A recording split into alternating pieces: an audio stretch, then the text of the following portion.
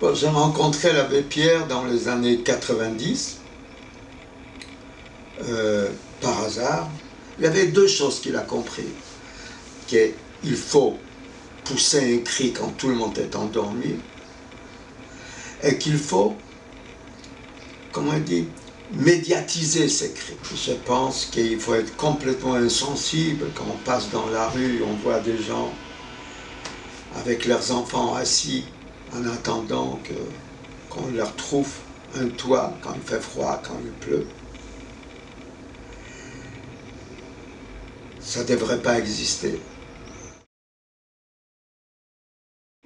La plupart des gens sont nés dans un bâtiment, dans une maison, dans un étage, avec des voisins. Ils commencent à courir, ils vont au jardin d'enfants. Et ils disent quoi? Après, je rentre à la maison. C'est ça, c'est aussi simple que cela. Ben, il y a des millions de gens qui ne peuvent pas dire cela.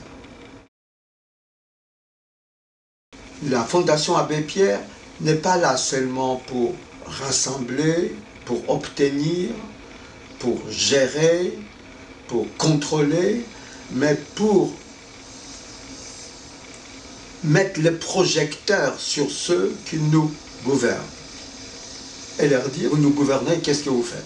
Et quand on est sous les projecteurs, on réagit autrement. On comprend mieux la question posée. Il y a une demande qui augmente au fur et à mesure.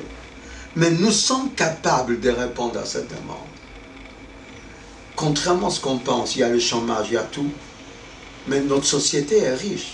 La répartition n'est pas solidaire. Il faut avoir une idée générale de la société qu'on aimerait avoir. Imaginons une seconde. 7 milliards d'individus se donnent rendez-vous, ils poussent un cri. Qu'est-ce qui va arriver? Un tsunami? Soyons déjà 1000, 10 000, 20 000, 30 000. Ça fait du bruit et ça change tout. On n'a pas assez de confiance en nous.